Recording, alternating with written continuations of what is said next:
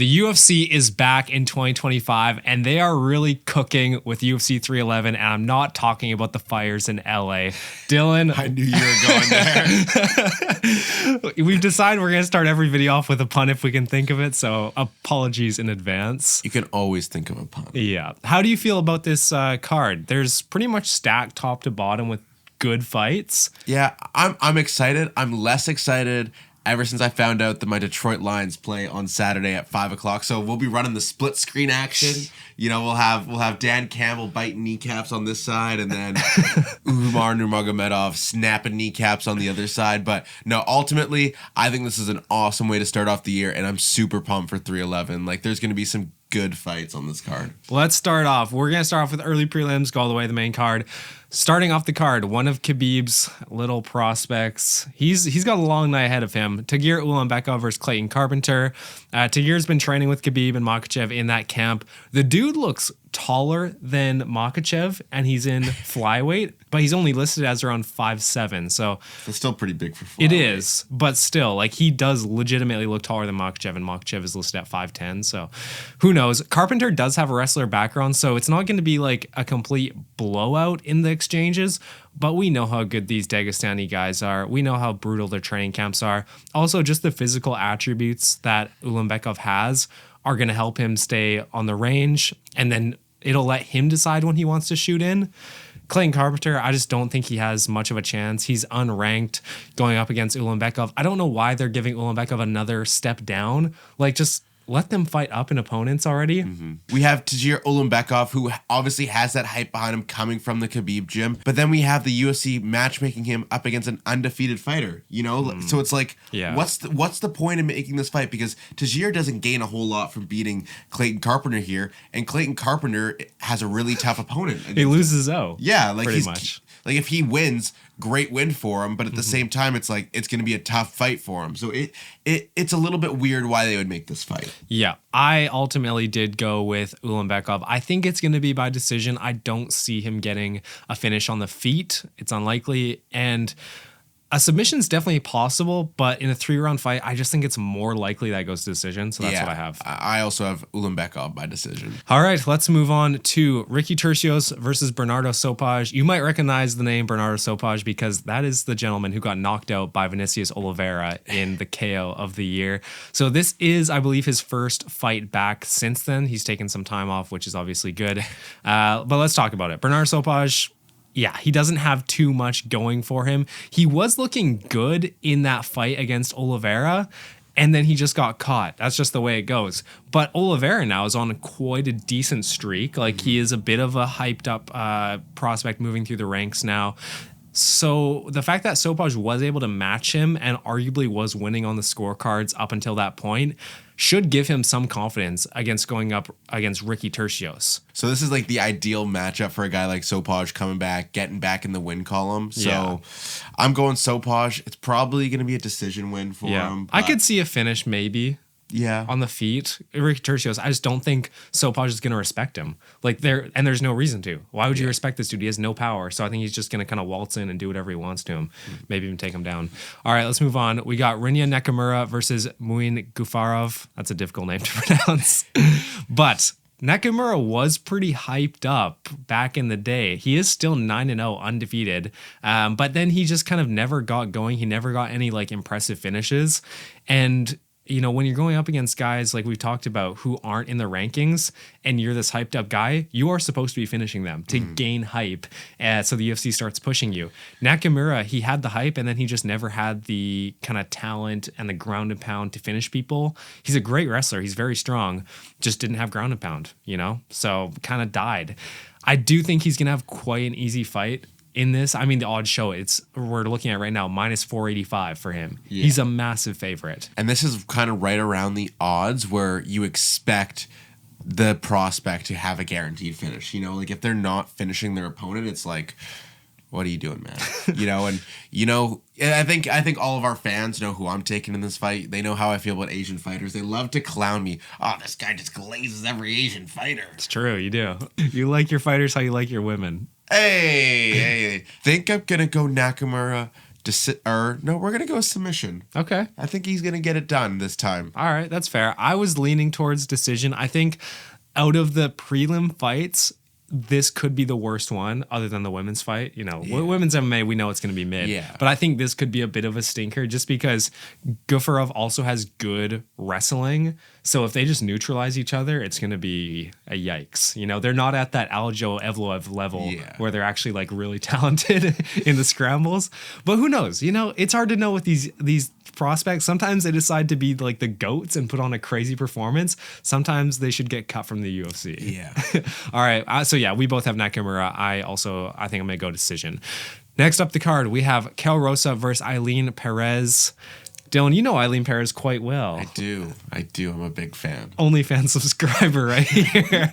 That's a joke. I'm kidding. That's for research. Eileen Perez has been on quite a bit of a hot streak right now. It feels like she's promoting her OnlyFans after every fight. Like after every win, her celebration, she gets some sort of semi-viral clip. And I feel like that's why the UFC is kind of putting her on these bigger cards. Because for a woman, it's pretty rare to have any sort of hype whatsoever. Yeah. So the fact that she gets pretty much a guaranteed viral clip if she wins, shaking her ass, like they're just putting her on these big cards. Exactly. Fair enough, Dana. I see you, bro. We're not complaining over here. Exactly. Also, shout out Mackenzie Dern finishing me. Hey. Anyway, she's 11-2, riding a 4-fight win streak. She's 4-1 since she joined the UFC. I'm talking about Eileen Perez.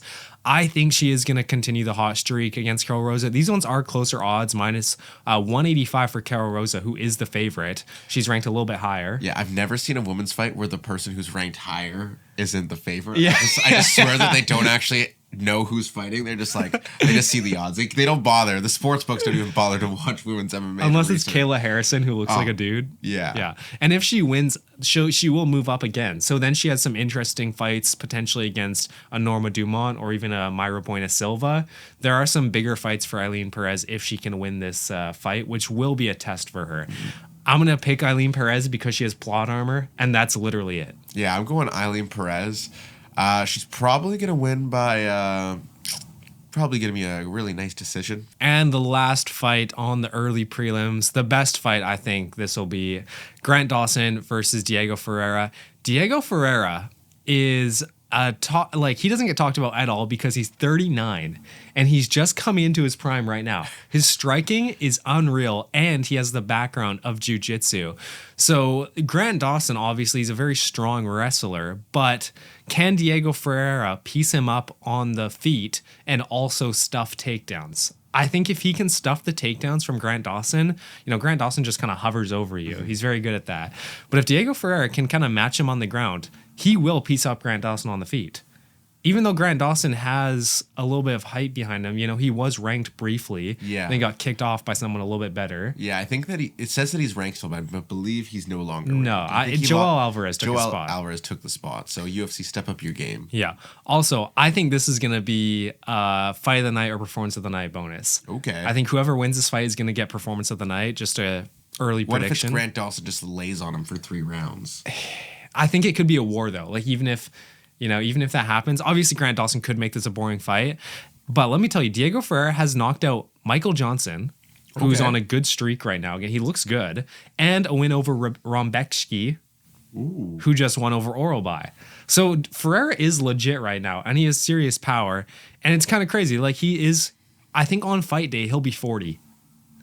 Isn't that insane? That's crazy. Some people are just built different. And like I said, Grant Dawson, he was briefly ranked at 15, but I haven't really watched a ton of Grant Dawson fights. I know he's just kind of like hovers and kind of, lays and prays, wrestles a little bit.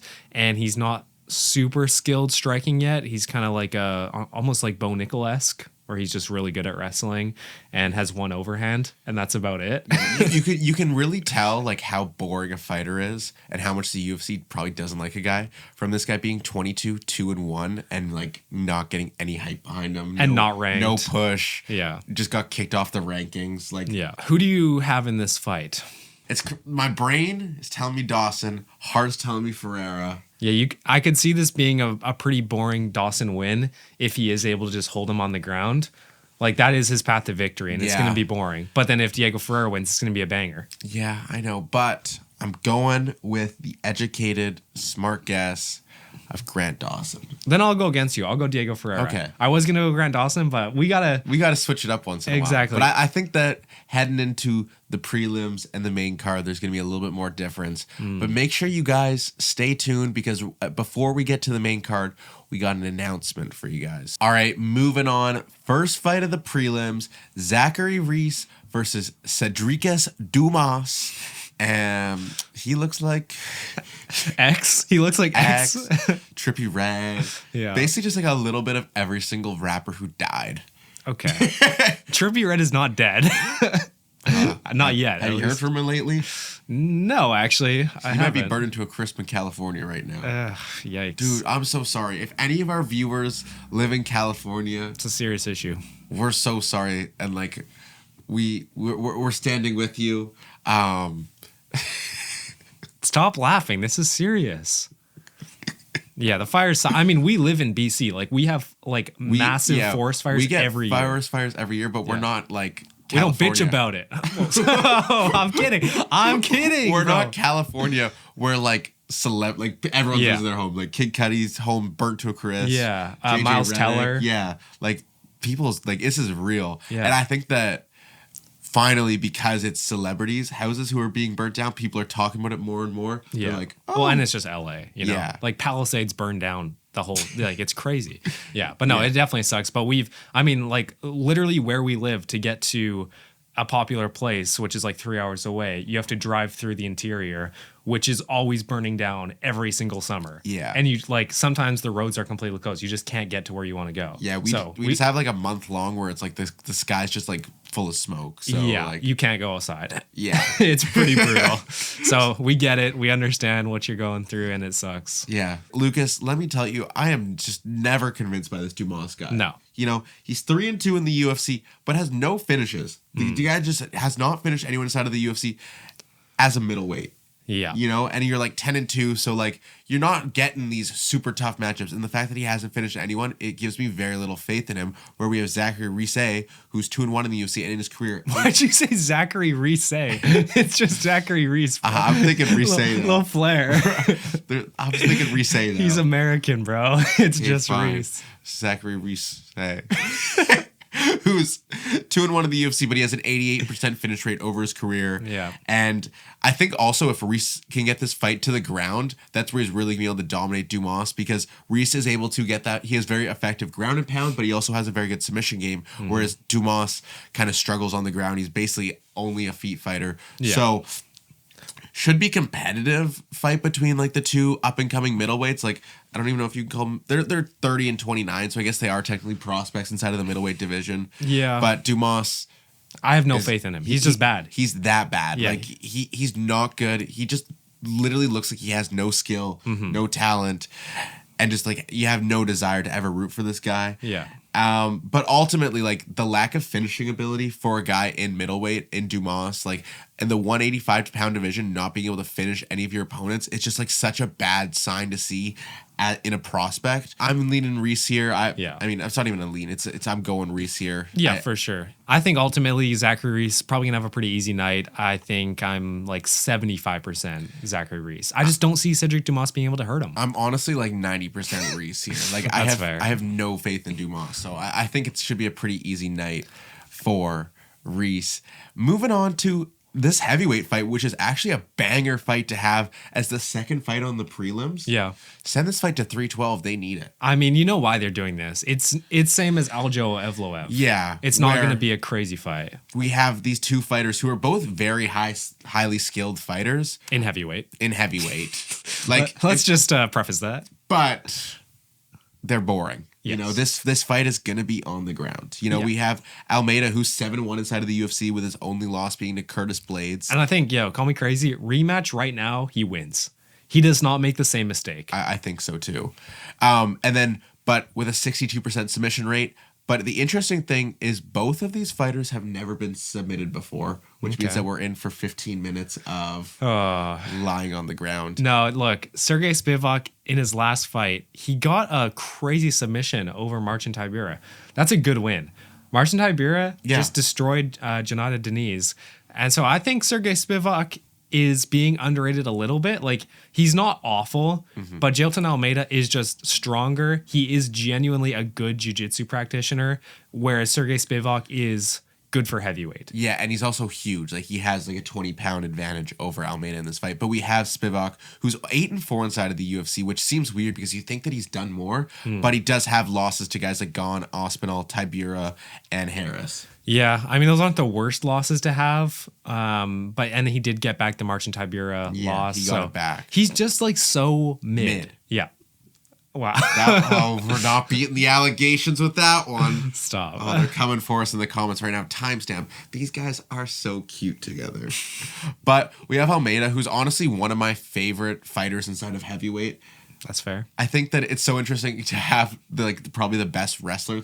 I mean, one of the best wrestlers. Yeah. He's obviously not as good as Aspinall and Jones, but outside of those two, like, probably the best wrestler inside of heavyweight as one of your favorite fighters. But like, there's just something about him. He just gives off a little bit of swagger. He's got a little bit aura. He's got some aura. Yeah, he looks like Herbert Burns if Herbert Burns grew up.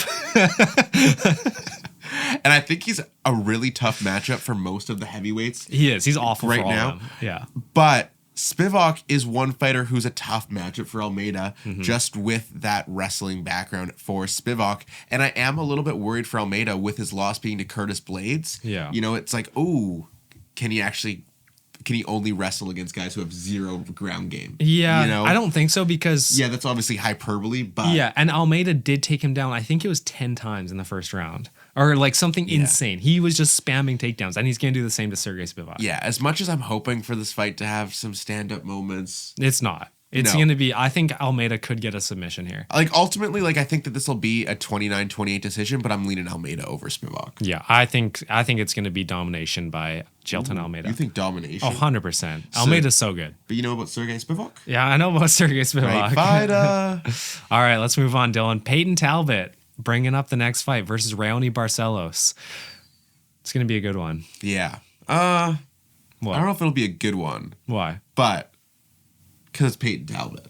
Like, it's going to be exciting to watch. But, like, in terms of, like, a good back-and-forth fight, I don't know about that. So we have Peyton Talbot, obviously, probably the biggest prospect inside of the whole UFC right now. You know, he's 3-0 inside the UFC, 9-0 in his career, undefeated. And then we have Barcelos, who is 18-5 in his career, 7-4 inside of the UFC, and 2-4 in his last 6, including losses to Kyler Phillips and Umar Nurmagomedov. Yes. So this is the guy that Umar beat before he got into the rankings, and then did get put into the rankings, and then got a Sandhagen fight just from beating Raoni Barcelos. So if by that same logic, Peyton Talbot should get Sandhagen next. Yeah, he's one fight from Sandhagen. Or O'Malley.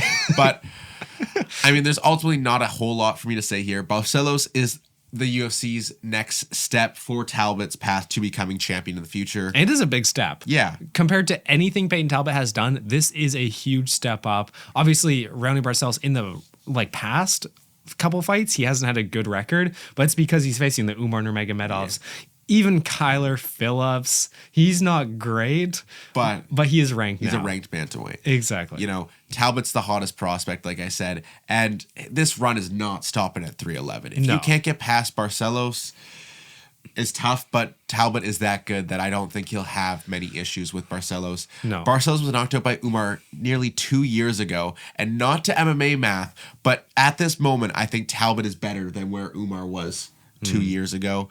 So I'm not really worried at all for Talbot in the slightest. I have him getting a round 1 KO. I think that he's coming out there to show up again. You know, Talbot goes into that ring and shows up. He's also got that 3 inches of height advantage and 4 inches of reach almost. So yeah, he's a good build for this division, the style that he has. I think in his last fight, do you remember when he got the knockdown and then he was kind of just waiting? Like, he wanted the guy to get back up. He was like, there's no way this is over already. Yeah. So I do think he almost wants the experience of having a longer fight, which is why I have Peyton Talbot by round 2 KO. Ooh, edgy. I don't know. I don't know who's too keen to stay in the ring for a while inside of the UFC. Yeah, you never know. All right, next fight. Unfortunately, breaking news, I'm sure you guys have already heard, Johnny Walker is out with, he says, a major injury. So I wonder what that is. Why don't you just move up to heavyweight? Bruised ego. Like, genuinely, why not just move up to heavyweight? He's huge. Yeah. Heavyweight has no skill. He has good striking and good grappling. No chin though. No chin. But dude, heavyweight, bulk up, Yeah. bigger neck, chilling. Yeah. So we have Guskov, who's 16-3 inside his career, 2-1 in the UFC, with his only loss being to Uzdemir, up against a fighter who is not even in the UFC, coming from the PFL, Elikana, who's 7-1 in his career and is making his debut, filling in for Johnny Walker on short notice. Yeah. Nothing about Elikana blows me away. You know, when we have these fighters coming over to the UFC who aren't actually in the UFC, you know that the UFC is literally just putting them in there to be a placeholder, to be a punching bag, and to get their payday. Actually, Carlos Leal versus Renat Fakardinov when Carlos Leal beat him. Yeah. And then the UFC gave it to Renat Fakardinov. I know. So Bogdan Guskov has a free win here. So you should literally, I don't know what the odds would be. This is another one. Put the house on it. Because there's no way they're letting this Elikana guy, especially who fights in the PFL. Yeah. UFC hates the PFL. True. That's their biggest op. True. So Guskov should realistically have no issues putting away Elikana, especially with his 100% finish rate. Yeah. He's a powerful guy. Yeah. He just walks forward with his hands down and just like shoots from the hip. Yeah. It's crazy. He was his last win over Ryan Spann. Is that how he got ranked? Yeah, it was. Okay, yeah. And I mean, if you're Guskov, it's always tough to finish a short notice opponent just because you've been game planning for someone else. True. We have seen that quite a bit, actually. We have seen that. But when the skill gap is this big, Yeah. you have to get the finish, especially when you're a fighter who has 100% finish rate, 100% finish rate in wins. Yeah. Like, if you're not finishing this guy, it's like... I think first round finish. You know, we saw in light heavyweight at UFC 308, I think it was, on the very early prelims, that Ibo Aslan just absolutely dominate the guy whose first fight it was. Yeah. I think that's going to be similar to what we see this time. Yeah, like I think it's either round 1 or 2 KO. Like Yeah. maybe round 2 just because, you know, you have to get adjusted to this opponent, especially with them fighting in a different promotion. You don't have like the same idea of how this guy fights. Right. Because you haven't seen him inside the UFC. But Is the rule set exactly the same in PFL or is it slightly different? I think it should probably be. is. Yeah. I think one is a little bit different. One is different. Boys and girls. Yes, there's girls. Every comment, I see 1 or 2 girls in the comments risen us up, tell us how cute we are. never happened. Never was. Maybe one day. Any ladies? Hit us up. Okay, I'm cutting this. No, you're not. Yes, I am. No, you're not. But it's the first pay-per-view of the year, and this is the perfect opportunity to announce me and Lucas's year-long predictions challenge for every single main card pay-per-view. All 5 fights. We're keeping track for the full year, and by December 2025, the loser's going to have to do a major punishment. So please go down into the comments and let us know what the loser should do come December. Like, this could be something cool. Like this is like could be a big deal. Like, How serious are we talking here? like not murder. Okay. Wow. Okay. So I'm glad we've established that line. We're not breaking the law. That's great. And probably something that's not expensive. Like, we're not going to Dagestan. Send 2-3 years to Dagestan and forget, brother. Imagine that'd be, dude, doing a Dagestan vlog would be unreal. So hype. Yeah, guys, start hitting that like button. Share this with your family so we can afford that. Yeah, it's expensive. That's going to be in the 2026 goals. Exactly. What else? Oh, as you were saying that, I did have an idea, and the comments should let us know if they're interested in this. Do we think each pay-per-view we should do the Google form like we did for the year-end awards that you guys all vote on, and we had a ton of votes? Should we do a poll for each main card, so just 5 questions, and our viewers have their picks, and so they're the third person in our predictions? You know, so by the end of the year, we can see if our viewers were more accurate than either of us. Ooh, I kind of like that. It would be fun. It would just take a lot of work. Yeah. Well, let us know quick, because then we're going to have to put that poll in the next couple of videos. So Exactly. let us know if you want to predict in terms of you as the viewers up against Dylan and up against Lucas. But without further ado, let's get to the main card. Starting off, Kevin Holland versus RDR Rainer de Ritter. There has been 10 trains that have gone by in this video. Anyways, this is going to be an interesting fight. The odds are so close. They're pretty much pick 'em odds, -112 to -108. They shifted from last night even. I was looking at them last night. Yeah, and Kevin Holland is coming off his loss to Roman Dolidze, which was a rib injury, a freak accident in a scramble. Probably some sort of, it might have been a muscle tear, or it wasn't a broken rib, I don't think. It's very difficult to break your rib. I thought it was a broken Was rib. it? I thought it was. It could have been fractured maybe. Yes. Anyways, he's coming back fast again. He does not take long breaks ever. And it always concerns me, especially coming off an injury, because a training camp, like sure, the fight is maybe 3 months in distance apart, but the training camp is only 4 weeks in distance apart. So like, how much recovery has he really taken? I don't think he takes this career very seriously anymore. You know what I mean? Yeah. He has all the physical attributes to be a great fighter, like we've talked about. He's 6'3", was in the welterweight. He had the lighter man speed, which is a big thing we've talked about. The lower divisions typically have more talent and just, you know, they have to be better because it's harder competition. And so when he moved up to middleweight, he carried over that speed and that agility. But now he's kind of just a middleweight. Yeah. You know, if like he has stayed in middleweight for quite a few fights now. On the other hand, Rainier de Ritter, RDR, double one champion fighter. Like what? Like that's insane. This dude is built like a boat. He's built like an aquatic animal. He actually has the weirdest build of all time. Like I can't stop looking at him. I've seen so many people saying he looks like Dricus's like weird brother or something, and I low key see it. But the difference is, this dude does not have the power or the strength of Dricus. No. And they're both in middleweight. So RDR just has the weird build of Dricus and the awkward striking of Dricus. He doesn't have the power, and yeah, I don't believe in him. Unfortunately, I think the UFC is trying to use Kevin Holland to build his name up because not many people know him right now. Yeah. I don't think it's going to work. Can I read my notes for this fight? Yes, go ahead. Kevin Holland is a dog. It's almost like a poem. So let's start off. Great. Kevin Holland is a dog. RDR is a bum. These fighters coming from other promotions suck. Let's hope Holland's ribs are fully healed and he can come back in the win column. RDR getting fraud checked and choked out by Holland. The odds on this fight are crazy. Put the house on Holland. Okay. Yeah, that was a poem, actually. What do they call that? Haiku? I have no faith in these fighters. Like, he hit his last fight against Gerald Mearshart. Like, True. barely even being able to get the win there. So, yeah, I actually want to talk about that. Because GM3 is good on the ground, but that's it. Yeah. Like, he'll get a random finish over someone good because he does have genuine talent on the ground.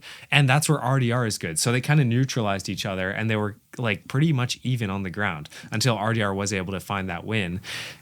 I don't think he's going to be able to stand on the feet with Kevin Holland. Kevin Holland's, I think he's going to crack him early, and then he's not going to be the same after that. Well, and even if you're RDR and you take Kevin Holland to the ground, it's still tough. Kevin Holland is a black belt. I believe he got his black belt inside of the UFC ring. Wasn't he? I don't know. I swear he got the black belt presented to him in the ring. I feel like we've talked about this before, and I still don't know. Maybe that's why I talk about it. But yeah, like, I'm really confident in Kevin Holland. He's also just like such a fighter for the fans. You know, he's one of those BMF fighters where like the fans love him because he fights so much. And I think he's feeling disrespected. Yeah. You know, he's looking to bounce back after that fluky loss. You know, it was an injury loss. It wasn't like he actually genuinely went out there and got submitted or he got knocked out. He had an injury and he had to stop the fight. Yeah. So I'm really rooting for Kevin Holland here to beat up on RDR just because I just don't like RDR. He's weird looking, man. I just want someone to punch him in the face. But no, he's not winning. My final decision, Kevin Holland, round 2 submission. Okay, that's very fair. I am going to go with Kevin Holland, round 1 KO. Ooh. I think it more likely a TKO, but I think he's going to crack him, get him down to the ground, and a bit of ground and pound. I could even see him maybe trying to go for another armbar, you know? He got that armbar against Mikhail Olashechuk, and he locked it up fast. Yeah. You know? So he's very good on the ground. But let's move on to the second fight on the card. Beneil Dariush versus Renato Moicano. My boy Benny. My boy Benny versus the Money Man. I'm excited for this fight but I think we're going to have different opinions on this, Dylan. Ooh, really? So, yeah, Moicano, we know he's on the most insane hot streak of his life right now, getting 4 wins in 2024 alone. He has been able to outclass people on the ground in his last couple fights, which is where I think the difference in this fight is going to be, because Dariush, he is the guy who outclasses people on the ground typically. Obviously, his last 2 fights, KO lost to Oliveira, KO lost to Arman. Those 2 are the number 1 and number 2 guys in lightweight right now. So it's difficult to take it away from him, and they both can probably outclass him on the ground. You know, he's the step below them, and his striking also isn't as good. So I think this comes down to whether you still believe that Dariush has any sort of a chin left. If he can take a punch, I think he'll win this fight. If he gets rocked after a straight, we're cooked. Yeah. I'm going to get a little philosophical with you guys here. In sports, there's 2 things more important than skill. Plot armor. Heart and momentum. That's plot armor. And in 2025 today, Moicano has the advantage in both. Dariush is already hinting at retirement, which is not something you want to see out of a fighter who's coming off of back-to-back losses. That's very true. You know, he's talking about this retirement. This could potentially be his last fight inside of the UFC. Yeah. You don't want to see his heart not in it. And then you have Moicano, who's on this 4-fight winning streak and is the hottest he's ever been inside of the ring and outside. The things he's doing outside, you know, his podcast clips are blowing up. People are loving Money Moicano, this whole persona that he's portraying. So, like, he's one of the hottest fighters outside and inside of the UFC right now. I'm not discrediting Dariush here. He's probably more actually technically talented than Moicano. Moicano isn't this crazy technical fighter, you know? He has great jiu-jitsu. His ground and pound is improving. His striking is improving. But Dariush's wrestling is miles better than Moicano. You know? It is. But you have to take things into consideration outside of skill. Yeah, no, the momentum is the biggest thing that I think Moicano has on his side, and that's from everything I've seen. That's why people are picking him. Yeah. It's because he has the momentum, and Dariush, you know, they're just complete opposites, right? Yeah. We talked about trajectories a little while ago, but complete opposite trajectories for these 2 fighters. I am going to go with Dariush just to be different. I don't want to have all the same picks on this card. So I think Dariush has a pretty good chance to win. He is a bit of an underdog, a plus 170. I'm not confident in this pick whatsoever. Like I said, it just depends on how his chin is and how he looks coming off a year break from his last fight. Who knows? You know, could go either way. It would suck to see the Moicano hype train derailed by this fighter, you know, by Dariush. You're expecting Moicano to go through him, at least the casual fan is. Yeah, but so it would be weird to see him get derailed by Dariush. I mean, if he loses to Dariush, it's not the craziest thing, but it does definitely derail the hype train. Yeah. In this fight, I'm going Moicano round 2, KO/TKO. It's going to be a TKO. On the ground. But yeah, some ground and pound, get the win over Dariush. I'll go Dariush decision. I think that's the only way he wins. Yeah. He can't submit people very well. All right, moving on. Featured fight of this card, Yuri Prochazka up against Jamal Hill. If you guys want a full 10+ minute breakdown of this fight, we have one. We posted a few days ago. Go back and look at it. Yeah. Because that's where you're going to get our full in-depth look at this fight rather than just the surface level predictions of this fight. Yeah. I'm excited. Like I said in that video, this is my favorite fight on this card. It's going to be a barn burner. It's guaranteed to be. They both have something to prove. They're both in the same situation coming off losses to Alex Pereira, and they're both in denial that they can still become champion. So it's like the lineup is perfect. It's crazy how many fights Prochazka has. Like, just looking at his record, he's 35-1. 2 of those losses are from Pereira in the last year-ish. Yeah, so if he wouldn't have had those 2 losses, he would be 30-3, which is an incredible record. And Jamal Hill hardly has any fights. He's 12-2, right? And he had that layoff because of his injury in his leg, and then he gets killed by Pereira. And this is his first fight, really, that we're going to see something. And as much as I hate Jamal Hill and what he has done online and just what the type of person that he is, I do slightly agree with him that the way that he words it is awful. You got dominated, I got caught. I low-key agree with him because we have seen Prochazka in a fight for multiple rounds, 4 rounds total, even if the last 2 were very short, against Pereira. So we have seen him get truly dominated. Jamal Hill, we have seen about 2.5 minutes, And he low-key was checking leg kicks every time. He looked really good when he was checking the leg kicks until he got caught. So he does have a point. As much as we're calling him an idiot, he does have a point. And I was thinking about this morning. And I was like, dang, am I really gonna go against my boy Yuri? Because obviously 95% of people want Yuri to win this. I don't like it, but I'm very, very torn. This was probably maybe the toughest prediction I've ever had to make inside of the UFC. I was originally Jamal Hill because I was like, you know what, Yuri's got no chin left. And then I went back to Yuri, and now I'm sitting here today where I'm like, I have it written down in my phone, but I don't even know how I feel about it. No. You know? So in our bold predictions for 2025 or something, I wrote down that Jamal Hill would dominate Yuri. So that was my first original thought when this fight got made. Yeah. And then when we were doing our breakdowns, I was way more on the Yuri side. And then this morning, I was back on the Jamal Hill side. Like, I am truly torn. This fight is just like, it's so tough. It's so hard. How do you pick this fight? All right, I'm going to let you go first. I'm going to let you pick first. Okay. And say it with conviction. Say it with heart. I'm sticking to what my notes... He's tearing up. He's tearing up, guys. I'm sticking to what my notes app says. Round 2, KO, Yuri Prohaska. Gets KO'd or KOs? No. Yuri does the KOing. Okay. Then I'm going to go with Jamal Hill. They literally have an equal shot to win. It's minus 108 to minus 12. That's the odds right now. And I feel like that is the most fair odds we've ever seen. Yeah, it is literally like flip a coin. And watch, Yuri's going to get a first round flying knee KO, and it's going to be so easy. Like 10 seconds in. Yeah. Jamal Hill, I got caught again. Not dominated, I got caught. As much as I do believe that Yuri Prohaska is a more powerful striker and he can land maybe some massive shots on Jamal Hill, I think Jamal Hill does have better straight punches, which we saw. Pereira did catch him with quite a few straight punches when Yuri was like ducking his head to the body. Oh, don't get me started.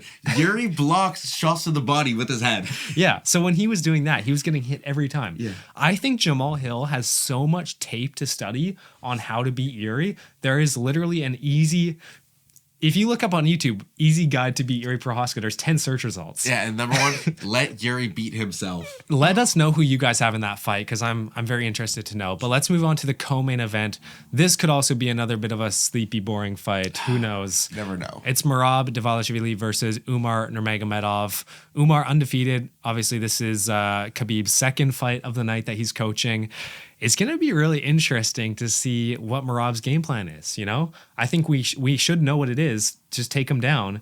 But when Merab realizes that Umar can't be taken down that easily, is he going to start crying? And like Umar is going to match you, if not be better than you in the wrestling game. Yeah, I think match. I don't think there's any chance that Umar is necessarily a more skilled wrestler, just because Merab's been doing it for so long in the UFC and he has wins over pretty much everyone in the division at this point. But Umar's just, the striking is on another level right now. Oh, it's unreal. It's so good. Beat Sandhagen, and now this is his final test.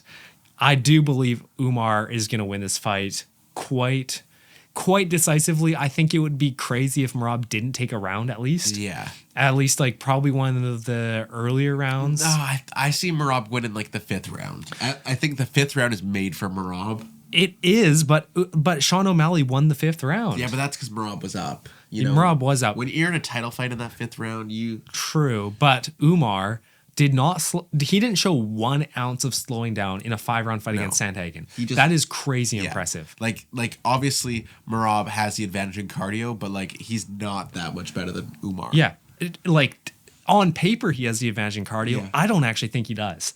I think Umar has as good of cardio as Merab. Yeah.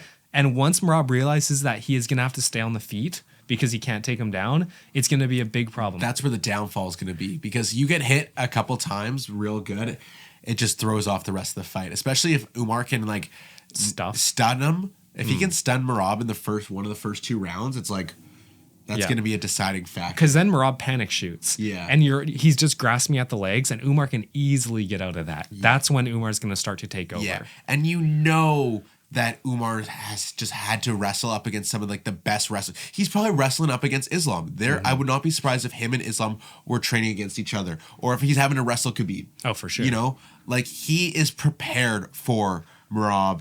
And yeah, I think it's going to be an Umar 49-46 decision win. That is exactly what I was thinking. Yeah, this is another fight where if you want our full in-depth breakdown of this fight, we have a full-length video. It's probably from about 2 weeks ago now. Yeah, so we won't harp on it too much. Everyone's been saying the same thing. Umar's just more skilled everywhere and can probably match him in the wrestling. So logic says Umar will win. Sometimes that doesn't always work out. MMA says get effed. Yeah, exactly. I'm excited for that fight, though. Hopefully it'll be good. And finally, for our main event, honestly, one of the most hype rematches you can make inside of the UFC. Probably maybe even the biggest rematch you can make inside of the UFC. For sure. The champion, Islam Makhachev, up against the number one contender, Arman Tsarukyan, in the UFC 311 main event. Hype. I'm hyped. This fight is going to be a banger. I'm so excited, dude. Like, I've been looking forward to this since it got announced, and the break felt like so long. We'd had no UFC, and we're finally back, and it's with a great card. Oh, yeah. It has to deliver. I am worried that there's going to be one pullout in the main event, like between the two co-main in the main event. Why? I feel like there's going to be a pullout. No. Two Dagestani fighters. Come on, that's a recipe for pullout. Yeah, there's some staff going on here. Exactly. But Arman, I've watched his tape. I've watched his vlogs. He looks dialed. He's absolutely massive. Probably the biggest and most in shape he's ever been for a fight. He looks like he's on the juice. Yeah. I think when I was thinking about this fight and trying to decide who to pick, because it would be kind of fun to pick Arman because he does have a good chance to beat him. I think this is Islam's last real hard test. I think it comes down to one thing, and it's 5-round experience. Islam has experience in wars with Volk and Dustin Poirier now. And even with the Charles Oliveira camp, he was training for 5 rounds. Yeah. He's been training for 5 rounds for like 4 or 5 fights now. Arman hasn't. No. So I think that Islam is just going to have such a big advantage in those 4th and 5th rounds. So if he can win 1 out of the first 3 rounds, I think he wins this fight. Well, I think even with that Arman fight against Charles at 300, naturally, if that fight would have gone 5 rounds, if that was a 5-round fight, that's where you probably would have seen Charles go on and take that win. Maybe. You know, you never know. That's what the veteran experience has. You know, you have those 4th and 5th rounds where you know what to do. You know how to step it up and to win those 4th and 5th rounds if you need it, or you know how to win or keep those 4th and 5th rounds close if you're already up ahead. As much as like Arman is the toughest matchup for Islam Makhachev, it's also Islam flipping Makhachev, you know, the pound for pound number 1 best fighter inside of the UFC. He's the most skilled fighter. And I was thinking, like, even if he doesn't evolve his game at all since the Dustin Poirier fight, I think he still wins the Arman fight. You know, like if he looks the same as he did against Dustin, I think he still wins the Arman fight because of how good his striking has gotten. Arman's striking is very average for the division. Like, he's super flexible, so he has lots of kicks in his arsenal, but that's not enough. You need to have very strong fundamental power and boxing if you want to go toe-to-toe with Islam Makhachev, and even Dustin Poirier couldn't do that. Part of that was the threat of the takedown, so it's not just pure boxing skill. But, you know, let's say they neutralize each other on the ground, which I think is very likely. Arman is an extremely strong wrestler who can reverse pretty much any position. I think Islam has the advantage on the feet. So it's going to be a close fight. I think it's going to be very competitive. I think it's going to be maybe even one of the fights of the year already in January, once we're looking back. And I would be very surprised if this fight ended in a finish. I think that I'm like 80% decision, 20% submission for Islam. The only thing is just that we saw Arman get caught in a couple chokes against Charles. We did, yeah. And will Islam be able to finish Arman if he gets him in a position like that? I think he could. He could. If anyone could, it's Islam. Yeah. You know? What's wrong with your voice? I don't know. What's happening? I think Islam could even get a KO on the feet. If there's a finish, that's probably how it's going to happen, which would be kind of crazy. Would be crazy. Head kick Arman, just like he did to Volk. You know he has it in the arsenal. He sets it up very well by going to the body. He's a southpaw fighter, so it's always open for him, which is great. I'm going Islam Makhachev. Not much more to say. He's just how. Decision. Yeah. I'm going Islam decision. I just think Armin's too good. Yeah. You know, Islam is too good. No, Islam's too good, but Armin's too good to get finished. To finish him. You know? Yeah. He just matches up so well. He's just slightly worse than Islam. Exactly. He's just a little bit worse than Islam. So if people pick Armin and they get it right, fair play. Yeah. You know? It's a crazy odds though. I think these odds should be way closer. Yeah. Islam is minus 425. Are you insane? I think that's worse than the Dustin odds. Now that we've gone over the whole card, right. It's time for our good surprise, our bust of the night, and our Hail Mary. I'll start off with good surprise. Moicano extends his streak to 5 straight with a KO, or with a win over Dariush. Well, that's funny because my good surprise is Benny the Butcher. He's going to remind everyone why he's still mid against Moicano. All right, bust of the night. I went with Marab. I think okay. he's just getting outclassed. No, I went RDR. Okay. 2-division champion RDR is getting just fraud checked. Yeah, I just don't have much faith in Kevin Holland. I think Umar's like kind of a lock, you know? Yeah. He's just so good. And then finally, Hail Mary. I went with no finishes on the main card. All right, my Hail Mary. Peyton Talbot has another under 1 minute KO. Okay, that's good. Yeah. I like that. I was going to go with the Khabib 3-leg parlay, but that's not even a Hail Mary. It's like even odds. That's a lock. That's a lock. Yeah. But yeah, Talbot under 1 minute KO. That's fair. All right, that is going to wrap it up for our UFC 311 full card predictions. Remember to go down to the comments. Let us know what your full card predictions are. Let us know what the punishment should be for the loser, whoever loses come at the end of the year. And thank you guys for all the love. We'll see you guys next time. Peace. See ya.